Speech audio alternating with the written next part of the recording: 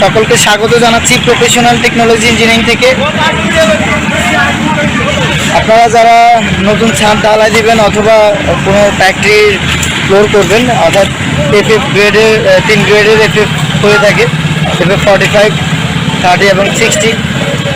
So super platform করতে আমাদের knock করুন, অথবা আপনারা যারা টসআপ করবেন আমরা লেভেলিং এবং ফিনিশিং করে দিলে আপনাদের আর 2 ইঞ্চি অতিরিক্ত বলসাপ বা প্যাটার্ন স্টোন দিতে হবে না।